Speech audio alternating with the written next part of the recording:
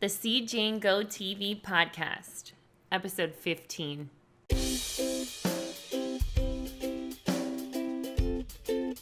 It's Jane. And it's JV. And we're back with episode 15 of the podcast. Which one is it? This one? Oh, Yeah. There you go. Stop it, guys. You're too much. We're back. Yeah. So last time, do you remember what we talked about when we started? No? Mine and Charlotte's first vacation together. Oh, yeah. And do you remember what you did? I didn't let you talk about Rushed it. us off the air. Okay, go ahead. And then in the comment sections, they're like, why did JV stop Jane from talking about her trip? Just Serenity said that. No, it wasn't Serenity. No? It was Quinn's tonight. Oh, it's Quinn's tonight. Okay. Yeah. But anyway, yeah, you Oh, wait, first I want to let you guys know that this Okay. podcast is brought to you by... I was going to say Patreons, but we don't have any. Yeah. Yeah. So, guys, we don't have any Patreons for the podcast. Crap.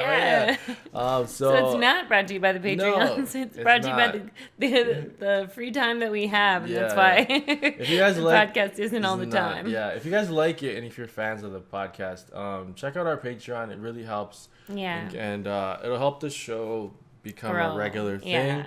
And just check out Patreon. We put stuff up there too for you guys to check out, like bonus stuff. Yeah. We want to have a Patreon section, like a question section. Yeah, where you can like pop out your questions for us Yeah. and whatnot So and get those in, because I know that there are some things that we don't talk about that people want us to talk about. And I think exactly. it'd be cool to have like we can call it like the Patreon question time. Exactly. Yeah, we can have a whole segment. So you can sign up for as little as $1. So like just check it out. It really helps. It out. Hopefully we'll get one soon. Yeah. We're on episode. Then we can say like this is brought to you by like our one supporter. Our one supporter. So yeah, again, if you like the show, check out our Patreon. Yeah. Thank you for just listening in general. Yeah. Okay, so my trip with Charlotte, it was a while ago now. It's like we got back November 7th, late at night. So I didn't get to talk too much about it, but something that I've noticed now since the trip is that I've kind of messed her up a little bit because of the trip in terms of her crawling. Do you know what I'm talking about? Yeah. Yeah, so we'll put her down on her mats to like try to practice crawling and put her like favorite toys just out of reach.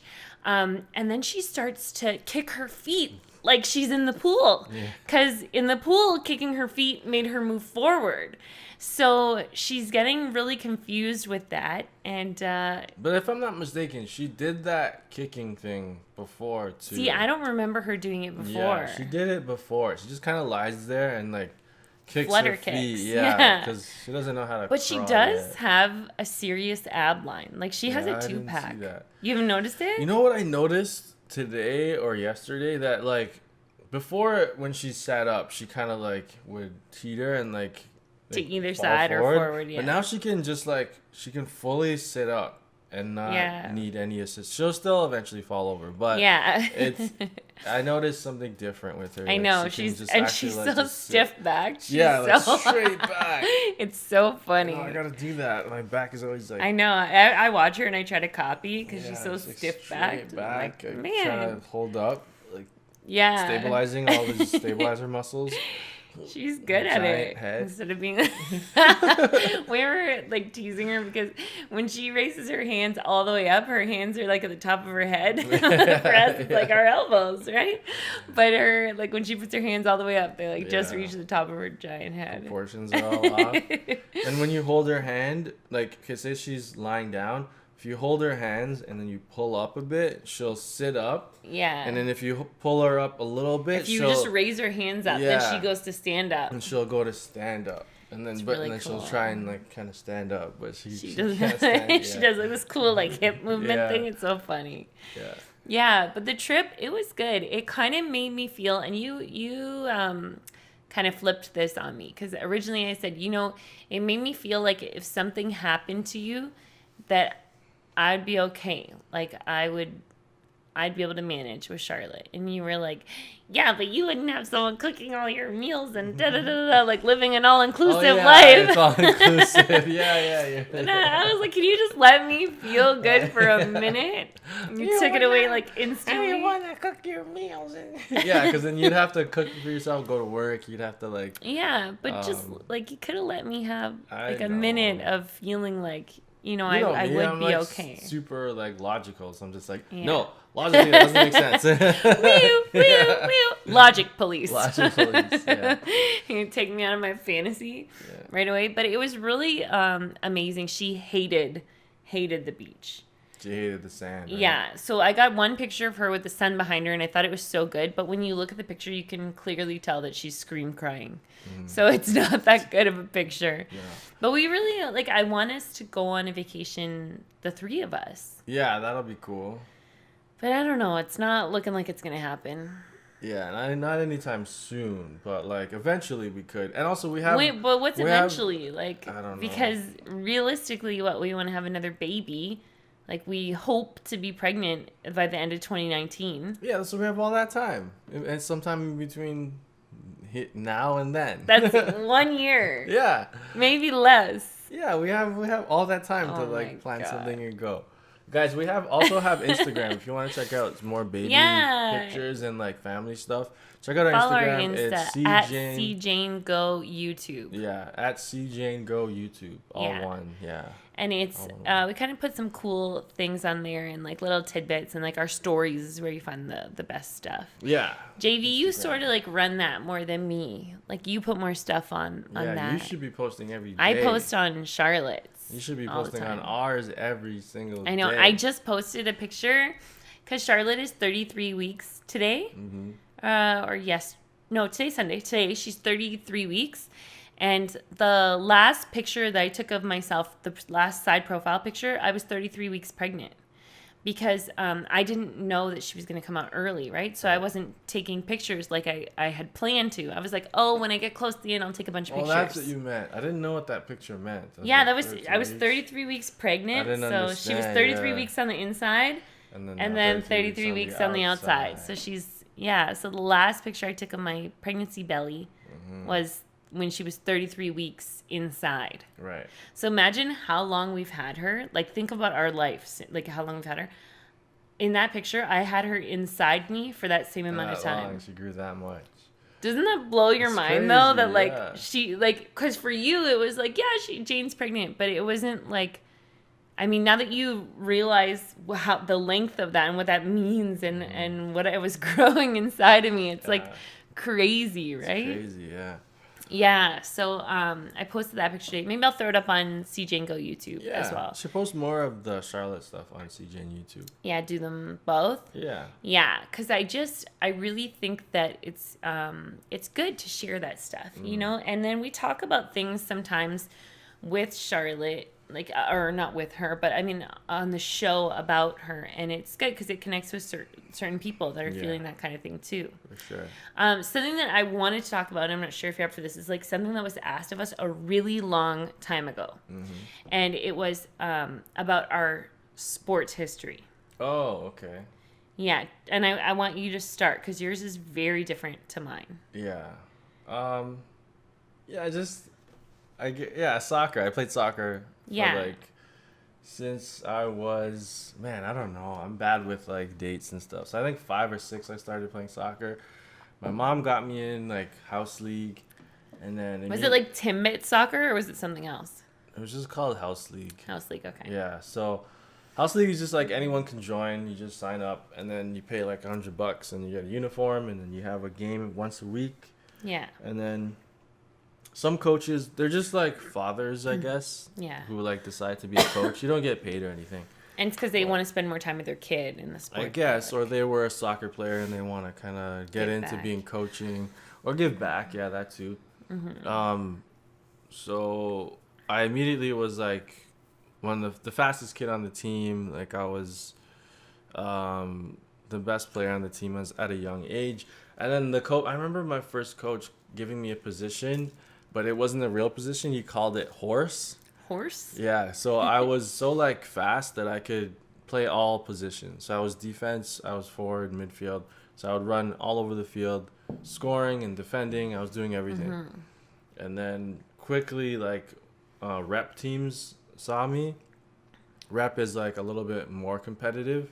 Yeah, it's just where you actually play games that count, like towards something. Yeah, right? So it'll be like Scarborough is like, what would you say, one of the 5. It's one of the 6 boroughs in Toronto. So how would you, like, if you were in the States, could they relate that? Okay, so it would be like everyone says when they're from Georgia, they say they're from Atlanta, but Atlanta's broken into so many different parts. It's like that. Or like in New York City, there's Queens, the Bronx. Okay. So say like, and then I would play for. I got recruited to play for Scarborough. So that would be like playing Brooklyn. For Brooklyn. Yeah, exactly. Yeah. So something like that. So I played for Scarborough, and then we'd face all the other boroughs. So we'd face like Mississauga. We'd face Brampton. Different places like that. So that would be like the Bronx playing against... Yeah, against Brooklyn, or Queens playing against Manhattan. Or I guess it's all Manhattan. Queens, so you know what I'm talking about. Yeah, so I was like the best player on the team for a while. And then when I moved up to Scarborough, the A team, it was like all the best players in Scarborough. Yeah. So I wasn't the best. I was like... Maybe, I don't know. I was the best defender. So they put me on defense. I was pretty relentless. Like, I was known for being one of the best defenders. And we won a lot playing for Scarborough. Mm-hmm. And then I moved to a team called Malvern because Malvern got its coach that was flown in from Brazil. So it was more serious. And the crazy thing is that Malvern is a smaller part of Scarborough. Yeah, and Malvern is like considered like... Back then, the violence and it was like really high in Malvern. Yeah, and like the kids were predominantly like black people that lived there, mm-hmm.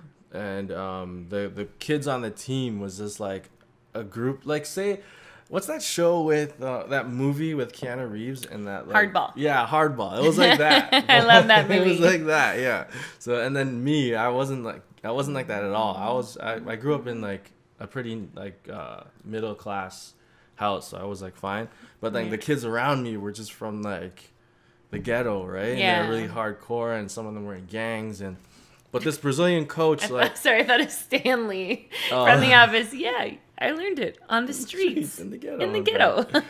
So this Brazilian coach like turned these like band of misfits into like this amazing unstoppable team. It's like Keanu Reeves, exactly what he did. Yeah, so it was like other coaches and people would come to our games just to watch.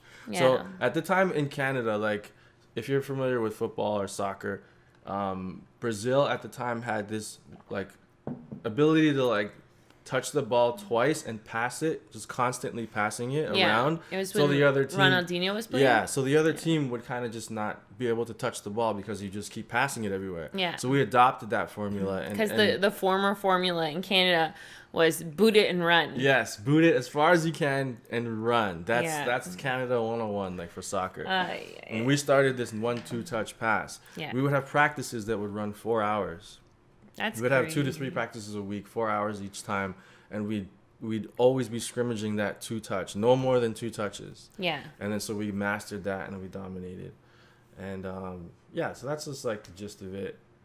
And you guys were killing it. Yeah, we killed it, and then we went on to win. And then that guy got recruited to Scarborough, and then I moved to Scarborough, and then from Scarborough we won nationals, which is like first of all, we won provincials, the best team in Ontario, and then we won nationals, the best team in Canada. And then you went to the Peace Games, right? Yeah, I went to the Peace Games. It's Ontario versus Indiana. Yeah, Indiana. That was something small. Like, yeah.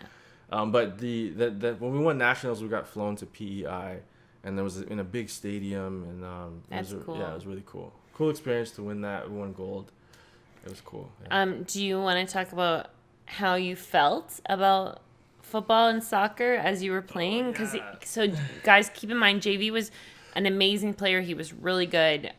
Coaches loved him because he was so good. Scouts. Okay, now talk about how you felt about football. Okay, so soccer. I was naturally good at soccer, like I said, and my mom put you were me naturally good. Yeah. Yeah, it sounded like you said I wasn't actually. No, I was good. naturally good. My mom got me involved. My dad, both of my parents are Jamaican immigrants. My dad saw that I was really good, then he got involved.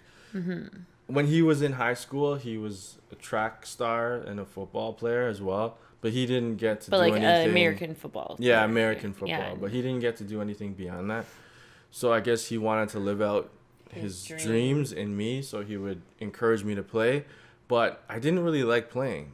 I didn't enjoy it at all. But I was good at it.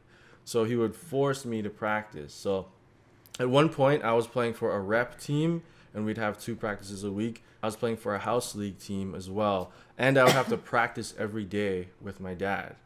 So I was playing soccer for so many hours of the day. School was secondary. Like, all that stuff was just like, he didn't care about school. It was all about soccer. Mm-hmm. So I grew to hate soccer. I despised it. But I was good at it, so I kept playing, and I wanted to listen to my dad. And if I ever said I wanted to stop, he'd threaten to kick me out. He'd ground me and like crazy stuff like that. So as soon as I turned 18, I quit. And he said I have to start paying rent. And then I moved to the... Actually, that's all late. Yeah. And then I moved to the basement. Yeah. And then he was charging me $700 a month for rent when I was 18 years old.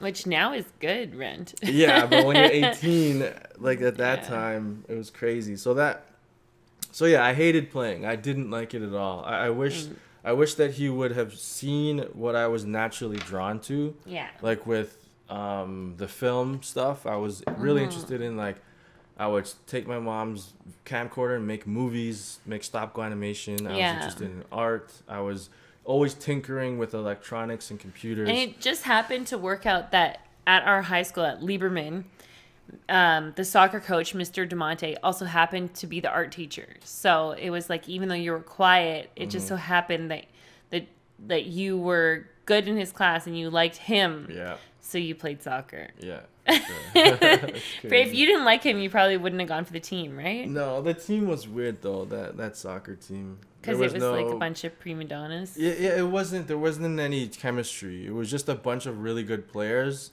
Yeah. Playing on the same team, so everyone was hogging the ball. I still can't believe I used to come watch your games. Yeah. Like, because for those who don't know, we went to high school together, and I would come. I had a big crush on a guy on the team, so I would come and watch them play, and I would and he actually, Justin and him played against each other most of the time outside of school, so it was really funny. But I would come to watch, and I didn't know I was watching my future husband on the field. Like, oh my gosh. And it was so funny because whenever I spoke about you to my girlfriends, I would always refer to you as your like full government name. Yeah. And it was, I don't know why. It's not like there was a bunch of Justins. But it was so funny. Yeah, I can't believe it. I was going and I was watching my husband play soccer, and I had no clue. No idea. I didn't even know you were there. Yeah, and you would watch me play volleyball, right? I watched play volleyball. You didn't know you were watching your wife. No, not at all. Crazy. The mother of your child. I wish I can go back in time and just like look at me more. And yeah, like kind of relive those moments so I could just see, not change anything, but just see what was going on. You know, it'd be fun to just observe. I know. I want to look at you. I want to go back and notice you more, because I noticed you, but I wish I paid more attention. But how would I have known that this? Exactly. Like I don't want to change anything. No. I just want to just go back and just be able to, like, you know, my body's doing all the things that I did and said, but I could just look around, like. I know, that would be cool. That'd be cool. Yeah. So yeah, I hated soccer, but I was forced to play, and I made it really far. Yeah. And then you quit. I quit. As soon as I could, I quit. 18. But yeah, like I said, I wish that he focused on things that I was actually interested in. Mm-hmm. Like computers, film, science and stuff. Like that kind of stuff. Like with Charlotte, I'm going to see what she naturally is drawn to. What she's naturally drawn to, and track. and track. Definitely she's going to get involved in track because it will keep her... There's something for everybody in track, okay? Yeah. It doesn't matter what, there's something. If she's into science, okay, let's do some javelin and work on the physics of the throw. And like that, we can work it out. But I need her to be with me at the track. No, she's going to do track because it'll help her. I want, like, every kid should get involved in some sort of sport. Absolutely. And we want her to do sports. I actually had a dream last night that we were in a pool and she went under and I couldn't save her. And I woke up and I was all panicked. And then I thought, like, I woke up, I started looking at my phone to look up parent and taught swimming lessons because it made me panic because I was too far away and she was under the water and she didn't know how to swim, right? So it freaked me out. So now I'm like definitely thinking like, okay, we need the life skill sports. Mm-hmm. Yeah, for sure. Yeah, like swimming and all the even essentials. Running, like anything with running, Swimming, because running, then what if remember what happened to me in Italy? Yep. She needs to know how to bolt, man. Yeah, she needs to get out of there. The basics, like everyone should know. And hurdles. Should know how to run, obstacles in her swim. Should know how to like bounce a basketball, throw a ball, like those basic essential skills. I think skating you should know, just in case there's like an ice age again. You gotta know how to get around. But like bouncing a basketball, kicking a soccer ball, throwing a tennis ball, those are like basic things that I think every kid should like have an idea on what to do. Mm-hmm. And throwing a punch, I'm going to teach her how to throw a punch and a kick as well. We actually inspired someone, Serenity, to like, we're talking about it on our live show. Yeah. We're saying, I was recommending that. Well, he was talking about his chest or something like that, right? Yeah, and I was saying how everyone should just try to do 100 push-ups a day, no matter who you are, no matter what your situation is. It doesn't have to be at 100 in a row. No, it could be sets of 10, like throughout the day. Wake up, do 10. Yeah. Then maybe like you have a break in the mid-morning, do 10. Now you got 20 done. Yeah. And then lunchtime, 10. 30. Afternoon break, 10. 40. Right after end of the school or work, 10. That's 50. Exactly. Get home. So spread 10, it out. 60. But just make sure you do 100 push-ups a day. Anyone can do it. You don't need any equipment. And after a couple months, you'll start seeing results. Yeah. Like some people aren't athletic at all. Don't like to work out. Even if but that's a good way to start. With abs too, you could do that. Like crunches. Yeah, but just start off with push-ups. And like that'll introduce you to it. And then if you feel like you like it, just add stuff. Maybe do it in an hour, maybe do it in 2 hours. Yeah. Work your way It's really cool that like we're seeing someone who is trying it out. Yeah. And that's awesome. Shout outs to Serenity. Yeah. So do you want to talk about my sport history or do you want to move on to something else? No, you can talk. Go ahead. Your turn. Okay. So when I was in grade 1, I had to walk to school with my siblings early, and they were on the cross country team. And in elementary school in Canada, cross country doesn't start until the 3rd grade. So I was at that time, I was like 5 years old, I think, or maybe 6. I can't remember. Anyway, I would sit on the bench right outside the office, and Mr. Blake would take the kids out, and they would go running. And then one day he was just like, he's like, "What are you doing?" And I was like, "I'm waiting for my siblings." And then he's like, "Why don't you just run?" And I was like, "'Cause I'm only 6 years old." And he's like, "Just run." And then he made me come outside and go running. And so in my first race, I had to run in the 9 and under category. Mm-hmm. And I came 78th out of 88. Okay. So I beat 10 kids, not bad. But yeah, I kept running. And then it was sort of just something that I did. Like I wasn't that great at it, but it was something that I did. And then in grade 6, there was this girl who was bullying my friend, Peta, like the best friend that I was talking about. And she was bullying her, saying that Peta had called her the B word or something like that. And then I was trying to help Peta out, and I said, well, lots of people have probably called you the B word. And then she's like, well, have you ever? And I was like, well, I've thought it. And then it turned, and she got everyone to start bullying me. And then I had nothing. Like, I had no friends. I had nothing. So I started just focusing on running more. And then when I started to get friends back, I kept running. Because then people eventually saw that she was an evil, horrible person. And then nobody paid her any mind once we got smarter in, like, grade 8. Mm-hmm.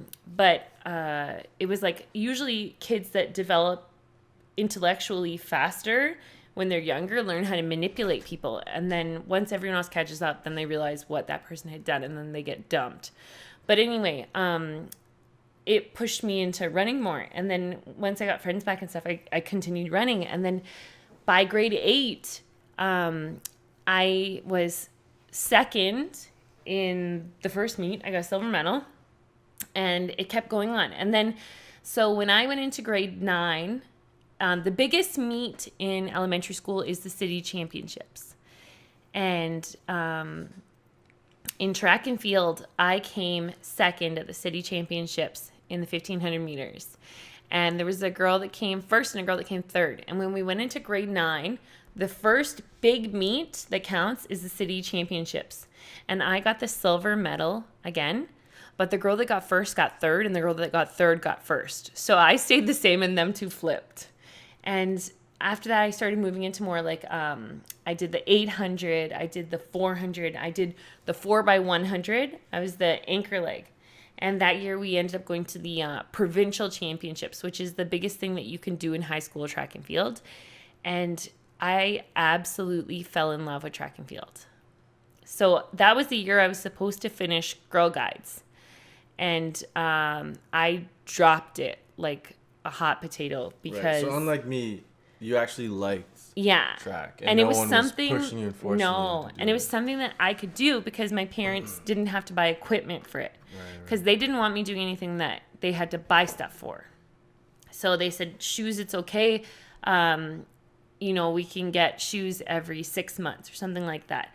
But my shoes were running out faster than that because you only have 500 kilometers per shoe to not get shin splints.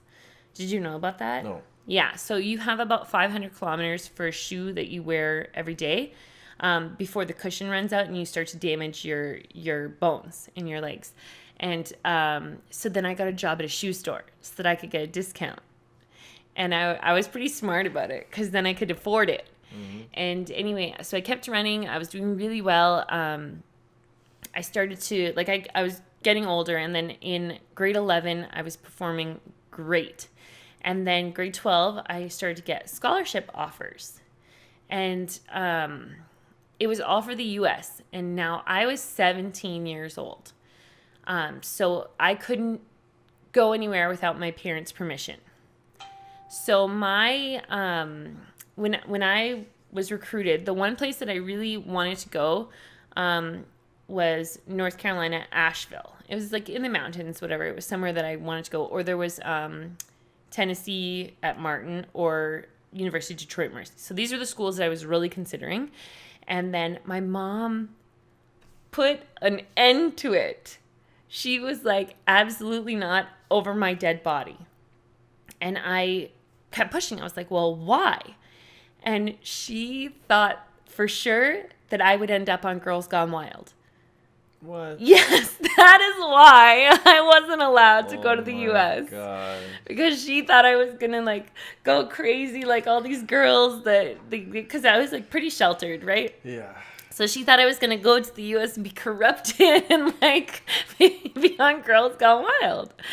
So it was just ludicrous to me. So then I got into some schools in Ontario, the province that we live in. And so I chose the school that was furthest away from home. And kind of sadly, this school that I went to the University of Windsor.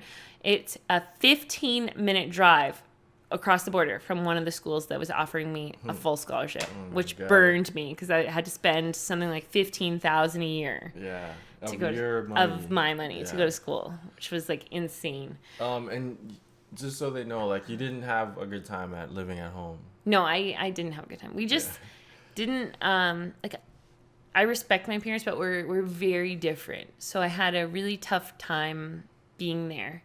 And it was better for us once I left. Yeah, like for me, me and my dad's relationship when I was a kid was terrible. Like he was just known as like the angry, scary dad, you know, like. But now that we have a way better relationship now. Yeah, now it's actually like nice. Yeah, now it's really cool because you know I don't live with him anymore. I don't have to deal with that stuff. But at the time, and if you're living with your parents right now and you're feeling like it's the end of the world, just get to a point where you can move out. And everything will get better. Yeah. It really will. Like, start to save your money, like, find a job. Yeah. Once you leave, both of us experienced a great change. Yeah. Your parents are way different now. Yes. Yeah. Like, completely different. Some of the stories you told me before. Yeah. And, like, the thing is, when we tell our parents about the stories that happened, and the things that affected us, they don't remember. Yeah. They're like, I don't even remember. Or they pretend they don't remember. Yeah, or they pretend they don't, or they block it out. Or yeah. It's like, no, like things that really affected us. Yeah, they're like, what are you talking about? It's like, are you serious? Because most of the rage that I have in the world is because of this situation that you're telling me you don't remember. Yeah, it's just wild. Yeah. But yeah, so I had a tough time with them. But I gotta say, you know, like with my running, my dad, he was at almost every race I ever did. And like, to me, that's so special. And he would, my initials used to be JAM. So he would call me Jamsy. And I would always hear him in the race. Like, it could be a stadium full of people and I'm running. Like, I'm talking, like, there's so many people and people are screaming. But I could hear my dad. What would he say? Move your arse, Jamsy!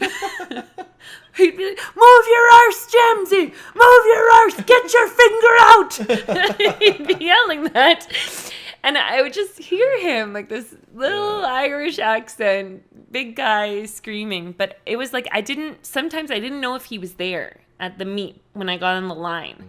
And the gun would go, and then I'd be coming around the bend. Like, it didn't matter. It was always, like, he was usually near the bend before the straightaway. And I would hear him, and I would break into a smile. And then the crowd loved it because they thought I was smiling because of the race. But I was smiling because I could hear my dad. It's so embarrassing. Yeah. But it was cute. Like, even I ran at Notre Dame, and he drove to Notre Dame. Like, I ran, God, like, different places, and he came. Yeah, when I think about it, my dad was there for everything I did. He was there.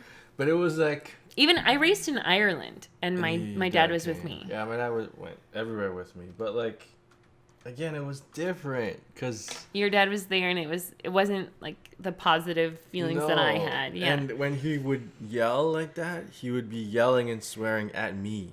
Yeah. So, like, he would shout instructions on when I'm playing. Yeah, that's totally like, different. Go left, go right. And he would happen, like, swear at me. And he'd be on the sidelines. Yikes. So there's usually, like, a place for the parents to sit. Mm-hmm. My dad would be standing on the sideline, running back and forth where I was, yelling instructions to me, swearing at me, yelling at the ref. Yikes. Like, it was a nightmare. It was really, really bad. Some days were worse than others. Some days he would just kind of sit there, but other days he'd yell. And a couple times I'd yell back at him, like, swear back at, we'd be yelling at each other. It's just like... What a nightmare. I know. And then on the way back, say we were playing in Mississauga, it would be like a half an hour, 45-minute drive home. He'd be telling me what I did wrong and instructions on how to correct it. And I'd just be sitting there. I wouldn't say a word the whole ride. That's awful.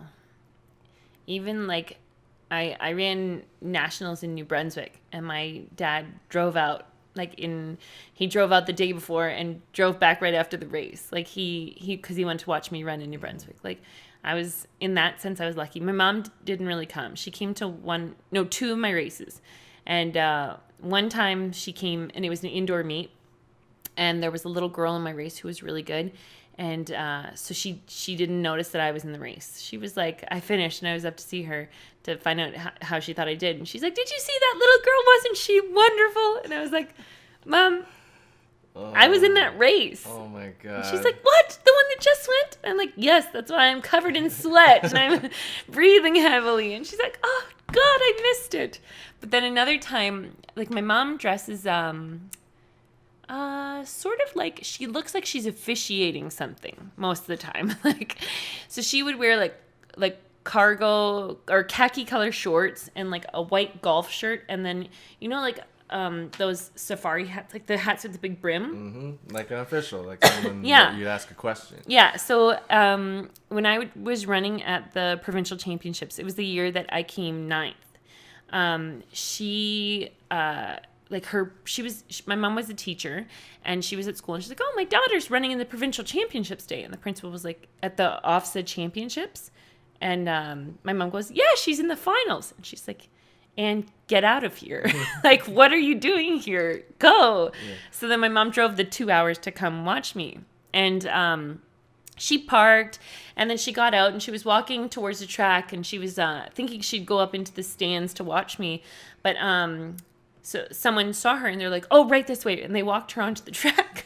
So they thought, and she's standing there with her hands on her hips. And I'm running the race of my life here, like going, and then I'm passing the finish line. It's right by the finish line. And she's like, let's go, Jane, let's go. She's clapping. And I'm like, oh my God, I'm hallucinating. Like, Jesus, I'm running so hard. And then I kept running and then I came and I finished and I ran amazing. I ran like an 11-second personal best time or something. And I went to collapse at the finish line. Because, you know, if you're not doing roids or something, you die at the end of a race. So I went to collapse and she grabbed me before I hit the ground. And I was like, Mom? And she's like, yes, isn't it great? They walked me right onto the track for your race. And I'm like, close your mouth. Don't say anything. They think you're an official. So I got her out before anyone noticed, but it was just so funny. So that was the race she came to. So they weren't, like, my dad was really into my running. My mom wasn't too into that. But the volleyball, neither of them really came to. The volleyball was like, I'm pretty tall, you would say, right? Mm-hmm. I'm 5'9". Yeah. And for a female in high school, like, that was really tall. So in grade 9, there were volleyball tryouts, and I'm walking in the hallway, and Mr. Ainsworth, this teacher, comes up to me, and he's like, tall girl, come here, tall girl. And I went over, and I'm like, yes. And he's like, what's going on? How come you weren't at volleyball tryouts? And I was like, oh, I'm gonna do track. And he's like, no, you're going to do volleyball. And he put his hand on my shoulder and he walked me into the gym. Yeah. And then he put me on the volleyball team. And I was like, what? What do you mean? Yeah, grade 9. But he didn't just put me on the volleyball team. He put me on the senior girls volleyball team. What the hell? Yeah. So he's like, you don't really have a lot of experience, so we're going to put you on the senior girls team. You can practice with them and train with them and whatnot. And I'm like, what? So I'm in with like the 11, 12, and OACs, right? So grade 9, I basically like never really played. I just mostly practiced. Then grade 10, I started to play more. And then he started a club. And so then he's like, you're going to be on the club team too. So now I'm playing volleyball after school for an hour and a half for school practice. Then I leave and I go to club track, which was 2 hours. And then I had to come back to school for 2 hours of club volleyball. Wow. So and this was happening like 3 days a week. So I would get home at 9 o'clock and then do my homework. So I'd do my homework from 9 to midnight and then I'd go to sleep. And it was just sometimes later.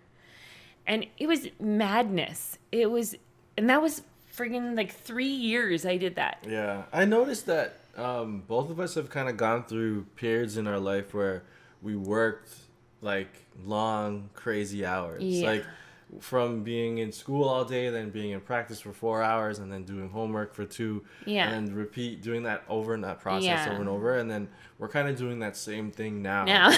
And I'm studying. I have my huge real estate book. Yeah. I'm getting my real estate license while I'm on maternity leave.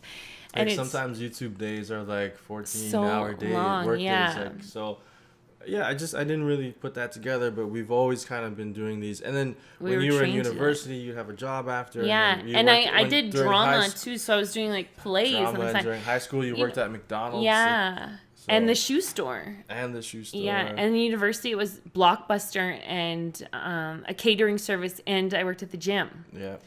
Yeah, you know, I gotta say, you just reminded me of something where my mom did support me, like she did come to things, was she liked to watch me in plays. So if ever I had a play, even when I was in plays in Windsor, like 4 hours away, she would drive to come watch me on stage. My dad was with her, you know, of course. Yeah. Right. But like even at Lieberman, when I was in plays in grade 9, I was in Romeo and Juliet, like all the plays throughout the years, I was in them. Okay. And they were always there. Yeah, my mom came sometimes, but she was so embarrassed. She's timid too. My dad was so embarrassing that she didn't want to come because. Yeah. JV's mom is kind of like more like a gentle soul. Yeah. So if someone's being I think rough, I think she would have a harder time dealing with that because she's so like kind of, she doesn't like that stuff. No. Yeah. Your mom is a good soul. Mm-hmm.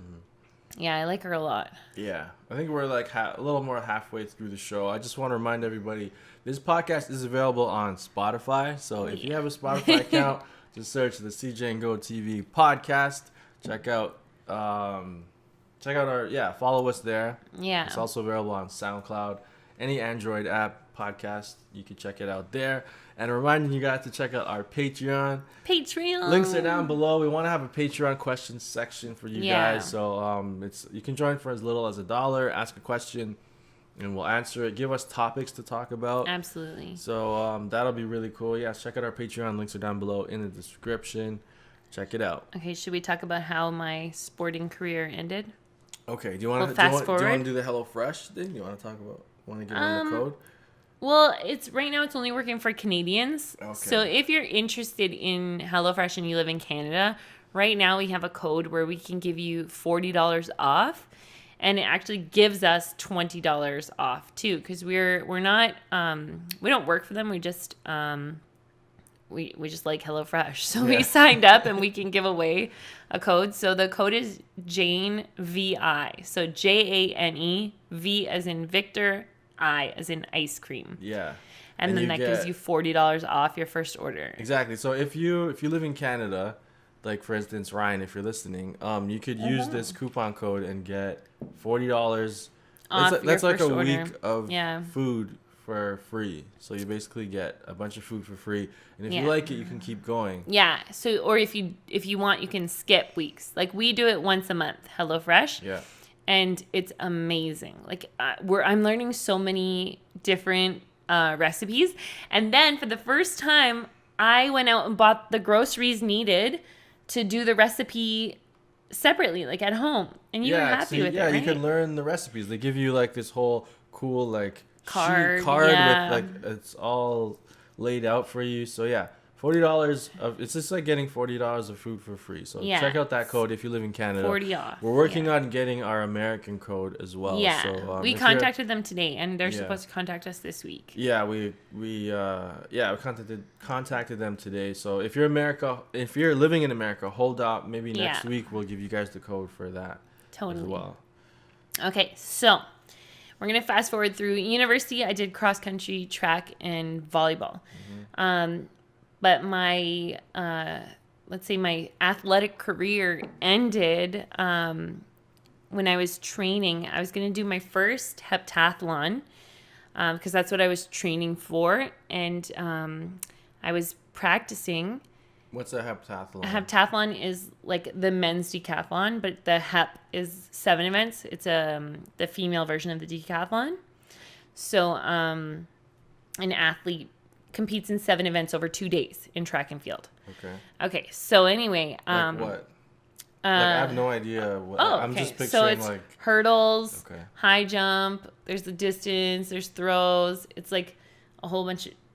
Like, do you want me to go through every part of it? Just quickly go through because you've done this your whole life. You know what the heck. Well, I just want to quickly end it though. Okay, just give a description of Okay, so the heptathlon is just it's called combined events, and so it's supposed to be that, say, the winner of the heptathlon is the greatest female athlete in the world. That's what most people believe, and the winner of the decathlon would be the greatest male athlete in the world because you're a master of all trades: throwing, jumping, running, and sprints, distance, and hurdles, everything.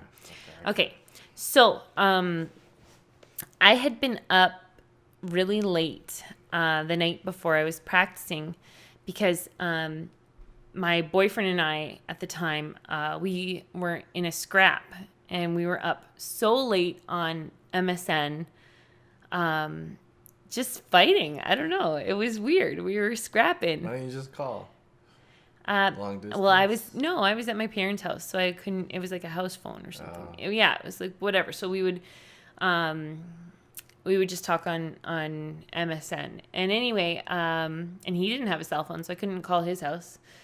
So yeah, we were scrapping. I was up late, and then I went to practice, and I was saying at practice how cheesed I was because my mom wouldn't let me borrow her car, so I had to take the bus.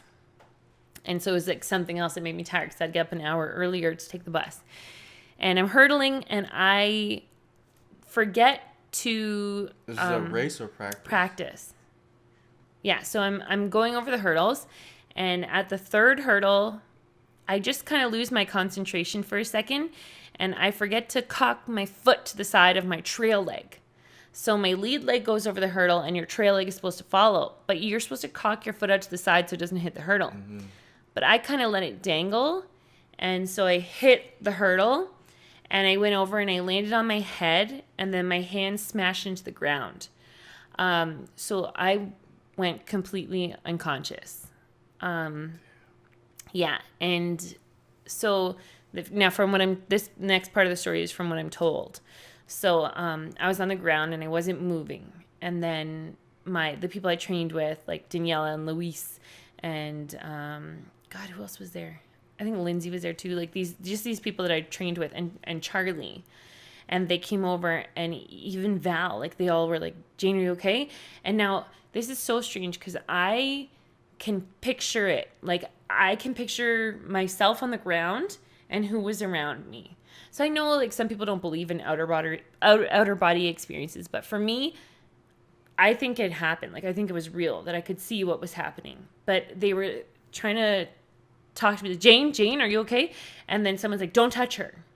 And because they wanted to see if I was okay or if I broke my neck or anything like that. And they were kind of panicked for a second. And then I started to wake up. Mm-hmm. And I was like, Charlie was reaching out to me, like to kind of like grab my arm to ask if I was okay. And I'm like, don't touch me. Who are you? Who are you? And I was freaking out because I didn't know who anybody was. So I had like full amnesia, and I was losing my mind. I'm like, don't touch me. Don't touch me. And then Charlie was panicked, of course, right? So he kept trying to touch me. And then suddenly I was like, Charlie? Like I kind of started to remember who he was and where I was and stuff. And it's so embarrassing. I know it seems like such a stupid, ludicrous thing to be embarrassed about that, but it's humiliating to be shouting at someone that you don't know them and then to remember them. Yeah. And I just think like, I look back at that and I'm like, oh my God, that's so awful. And then Daniela tried to test me, and she was like, Jane, did you drive or take the bus? And I was like, I drove. It's fine. I drove. And I had just been talking about how irritated I was that my mom wouldn't give me the car. Yeah. And I was trying to push them all off, saying like I was fine. But my hand, the skin was pushed up because my hand had shattered. So the bone didn't come through my skin, but it was sticking up in my hand. And then I started to forget what happened. And I kept going, oh, what happened to my hand? Different moments like that. And then Charlie was freaked out. And he was like, let's go, get in a car, let's go. Hospital. So I made him stop because I was like, Charlie, I'm going to be sick. And he had to pull over, and I just started throwing up, like so much. Yeah, that's concussion. Yeah, and then he I swear to God, like all the blood drained from his face when I was throwing up. It was insane. Like I think he thought I was going to die, and he was losing it because he was. I nearly said he's the type. That hurts. Sorry. Moment.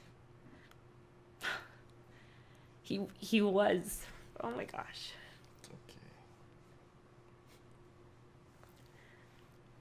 He was the type of person who like took things to heart, and so he felt like it was his fault, but it was me. Like I stayed up late.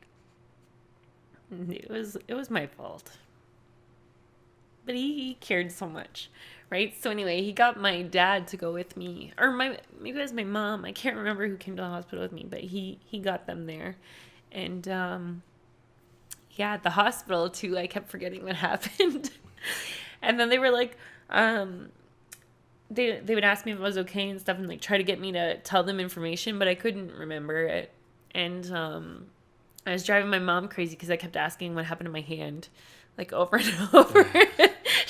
She was losing it. And then they put me in a cast, and I was in cast for 6 weeks. And then when they took it off, I guess when they had put my hand back together, they didn't put my ring finger properly, so my ring finger was sideways. So, no. Yeah, so my nail was facing that one. Oh, gosh. Yeah. So then the doctor said to me, I was like, that's not right, when they took off the cast. Ugh. And then the doctor said to me, listen, I can do a needle, and it's a painful needle, and then we can do surgery. We can do a series of surgeries, or I can do something that's just really fast. Can you re-break it? But I didn't friggin' ask that. Oh, no. So I was like, just do the fast thing. And he's like, okay. He's like, hold out your hand. So he held up my hand, and then he held my finger, and I think he held it with one hand and my wrist with the other hand, and then he just went and like snapped it. And I yelled out so loud the F word, like crazy, and then I just went into shock, right? Yeah, from the pain? Yeah. He didn't give you anything? Nothing.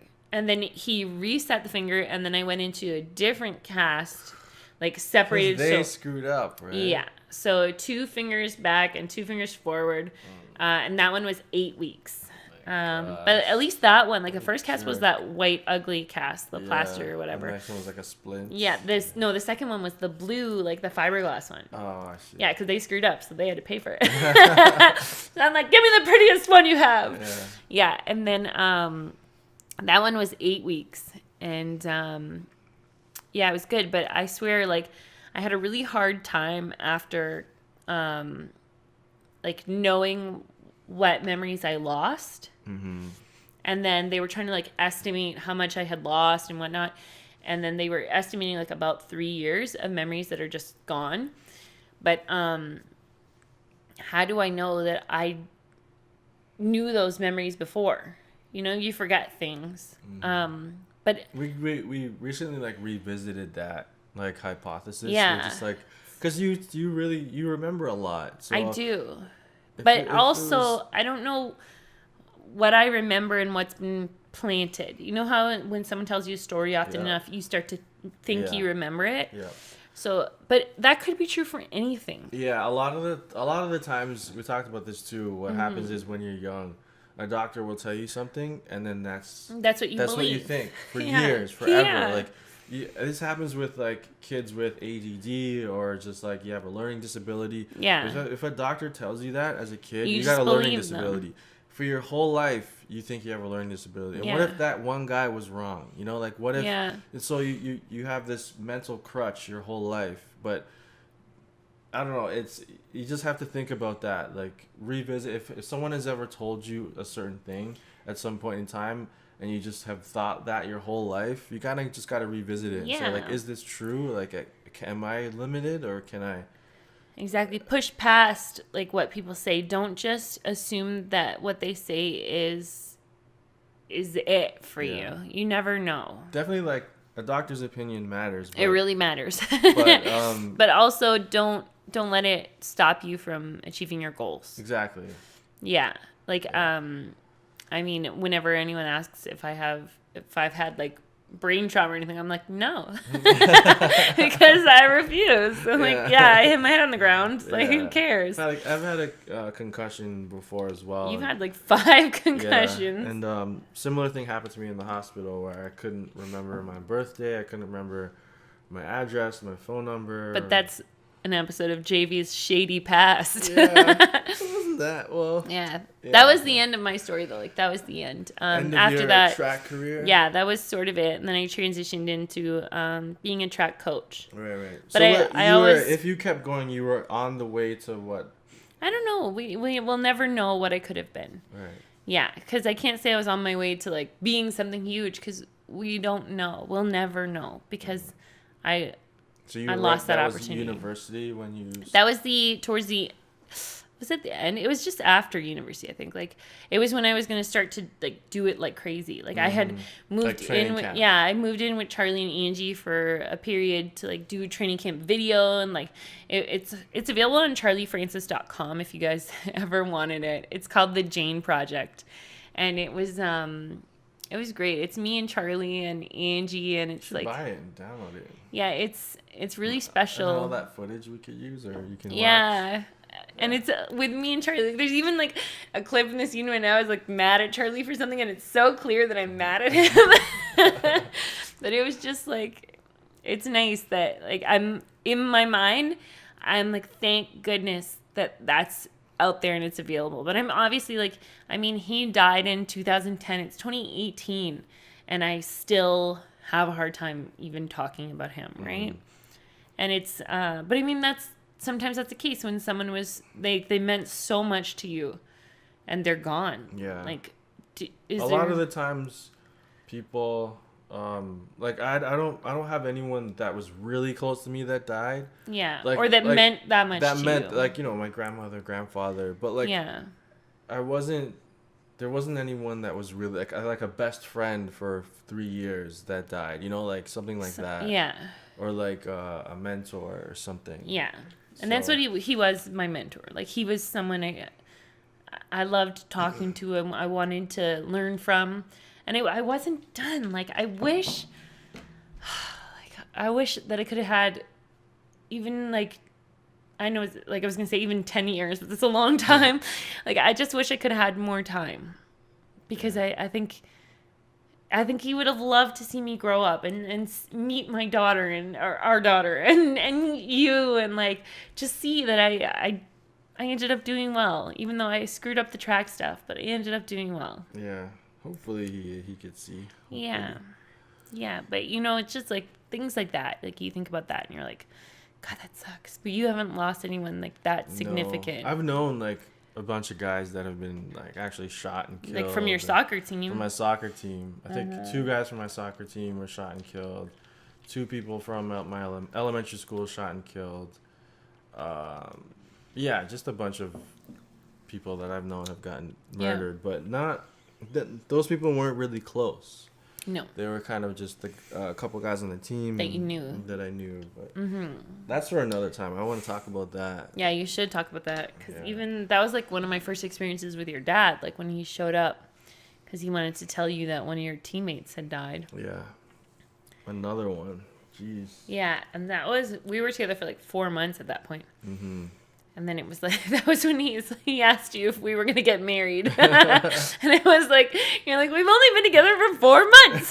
Why is everyone asking if we're going to get married? In your face. I'm your wife. Come on. You got me. Oh, I got you. No. All right, guys. So that's another episode. Yeah. Episode. It was kind of like very sports related today. The sports episode. Now you know about our sports past. There's a lot more to it. Maybe we'll get into that in a later episode. But guys, again, if you like the podcast, check out our Patreon page. Yeah. We want to do Patreon questions. That's a really big thing we want to start doing. So get your questions even there. dollar Patreons can throw out their questions. Come support us. You won't even notice that. $1. And then help get the show on a more regular basis. You can also see we're doing this Tesla couple podcast on this channel as well. I know some of you guys aren't interested in that stuff, and that's okay. But we're super interested in that. Yeah, and, you can hear it when we talk about it, how into it we are. Yeah, we want a place to get the word out, and those videos are they're doing well. Yeah. So we're gonna keep doing it. But if you don't like it, just skip those episodes. We're gonna keep this one going as well. Yeah. We're gonna do both. Totally, and I think it's really cool to bring up things from the past and stuff. I already know like some things I want to talk about next time. It's like my first experience with Caribbean parents. Okay. Just growing up, it's kind of funny. It's another Natalie story. Okay. So it'll be good. Toronto's very Caribbean. There's a lot of Caribbean influence. Yeah. Especially in the slang and stuff too. But yeah, we'll get into that next episode. Yeah. Guys, don't forget to subscribe to the YouTube channel. Yes, please. Leave a comment, like the video. Again, this is a new podcast. We want to get it out there to everybody. So share it. If you like it, the way YouTube works, if you like a video, it'll spread. It'll share it with more people on YouTube. If you don't like it, then nobody will see it. So we want to get this podcast to more people. And if you think if you know someone that would enjoy it, like you think that we have comedy for them, and share it. Share it, but it's really important that you like the video. And if you're at work or on the way to work or we working hope you have a great day. You can listen to it on Spotify. Yeah. Everyone has Spotify. You can download that on I recently learned that Spotify was free. Yeah, it's totally I hadn't been using it. And they have a deal now. It's like 99 cents for 3 months of free listening. So I want to sign up for that. I just listen to it with the commercials. I don't care. 99 cents? No. We're trying to get people to give us 99 cents. Okay, I'll do it. 3 months. No, but it's true. Like I should do it. But I listen to Spotify like once a month. Yeah. Because I barely listen to music, right? Okay. Yeah, that's weird. What it is. I'm one of those strange ones. But I do listen to podcasts, so maybe I should do it. There are podcasts around there too. Yeah, I've been listening to all the MTV Challenge podcasts. Yeah, so guys, download. Well, you probably have Spotify already. If you don't get it, I highly recommend it. I just jumped on it not that long ago. I was really resistant towards it, and I was just like, let me just see what this is. It's free. You can get almost any song in the world. And you can get any podcast you want, including ours. So follow us over there. The greatest podcast ever. Oh, yeah. And follow the YouTube channel. Okay, guys? All right, guys. Thanks so much for joining us. We're out of here. Peace.